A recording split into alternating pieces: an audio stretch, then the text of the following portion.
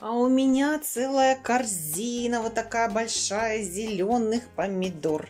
И посмотрите, они зеленые, но они уже такие в стадии технической спелости. Видите? И поэтому, что я хочу сейчас сделать? Я хочу некоторые из них положить на дозаривание. Здесь у меня есть и спелые томаты, а есть, это вот зеленый томат. Вкусный очень, уже, в смысле, спелый. А вот эти томаты я положу дозариваться, а еще заквашу. Вот я приготовила 2 ведра, будут квашеные, как бочковые у меня томаты. С горчицей буду делать.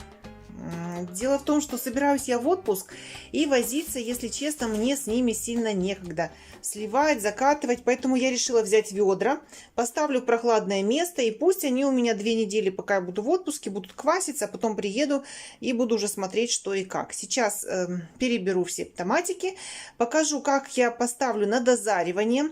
Спасибо моим дорогим подписчикам, ну и просто зрителям, не знаю, подписаны ли девочки на мой канал, которые мне рекомендовали.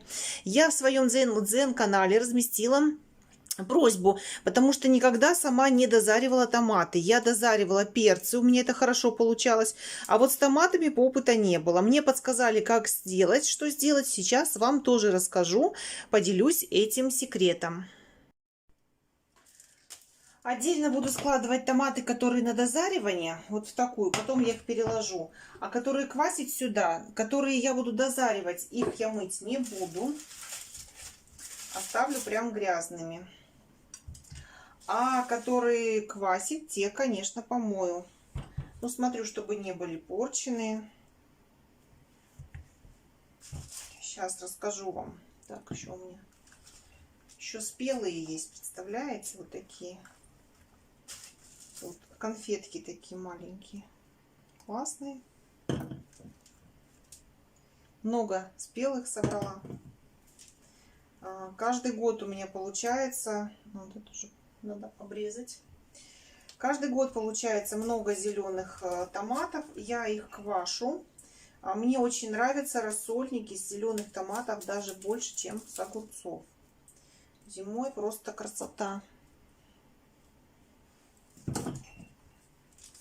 Так, ну, перебираю. Вы пока подписывайтесь на канал, потому что у меня много всякой полезной информации. Собираю, спрашиваю у девочек, у подписчиц наших. У нас такое общение замечательное. И потом, естественно, я это делаю, чтобы делиться с вами всей этой полезной информацией. И жмите на колокольчик, если вы не на YouTube меня смотрите, чтобы не пропустить новые интересные видео. Также мы сейчас делаем закваску для хлеба, если вас это тоже интересует.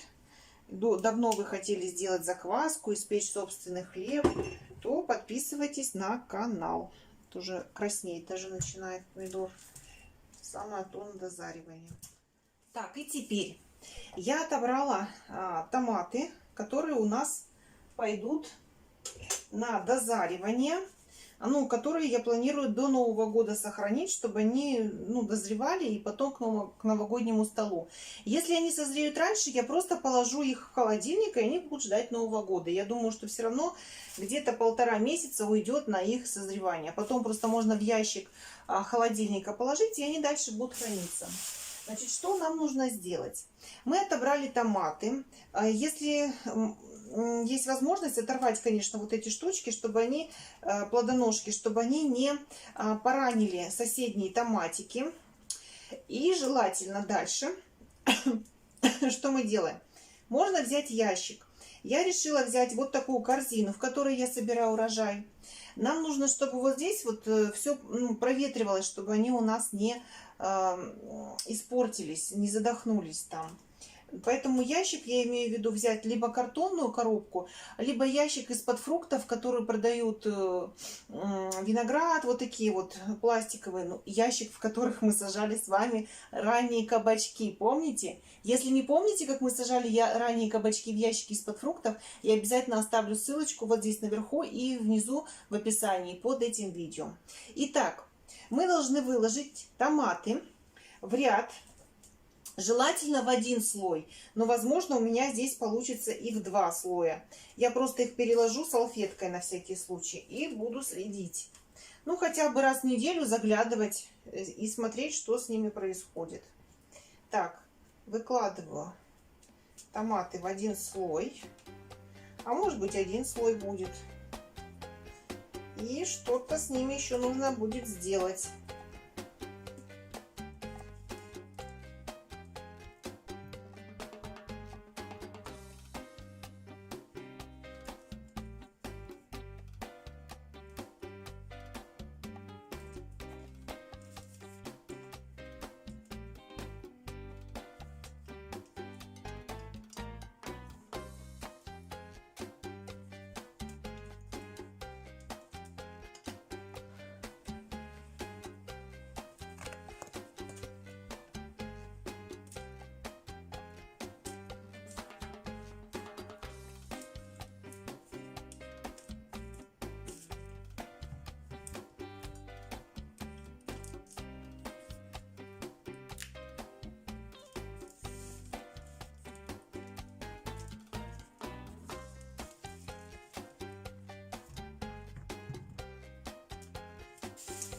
И теперь, что нам нужно сделать?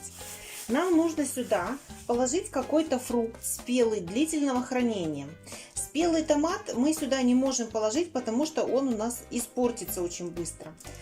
Поэтому мне порекомендовали положить спелое яблоко сюда, которое и даст запуск поспеванию наших томатов.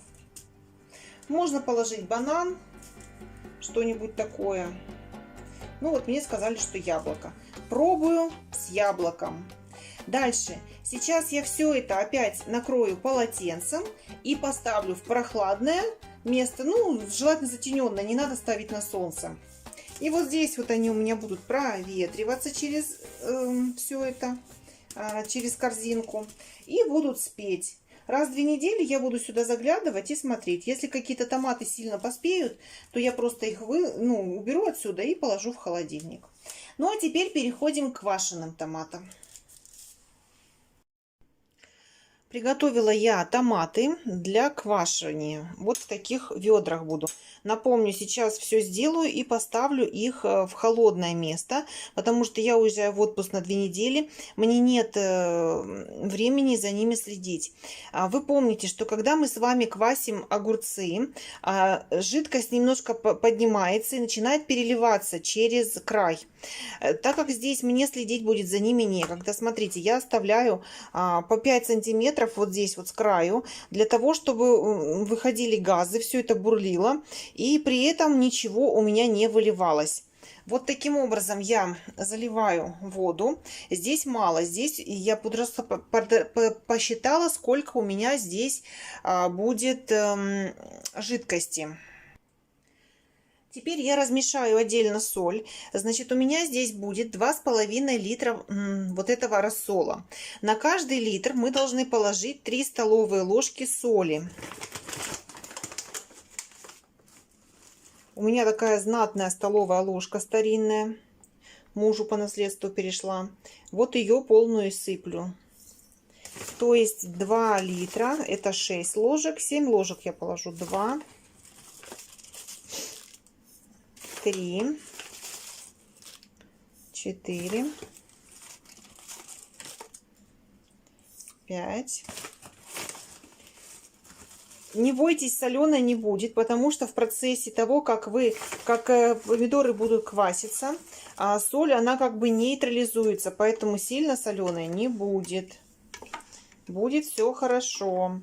Еще, если у вас сильно большие томаты, или вот этот томат у меня был подпорченный, их можно смело резать. И вообще, если вы хотите, у вас тут огромные, и вы хотите сделать помельче, можете резать их на половины, либо на 4 части, как вам угодно.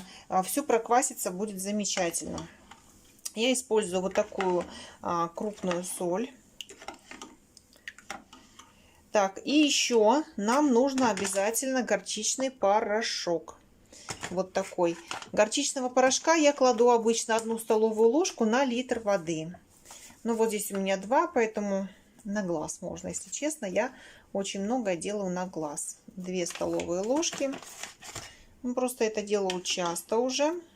Вам пропорции напишу, если кто-то в первый раз будет заниматься закваской.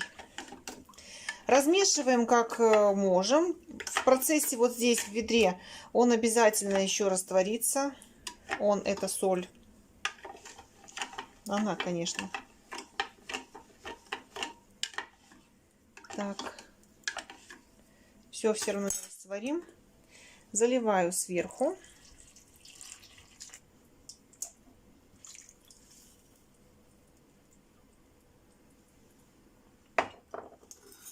Соль сейчас сюда выложу. Так. Это начнет бурлить, все квасится, и все само собой перемешается при помощи углекислого газа. Не переживайте.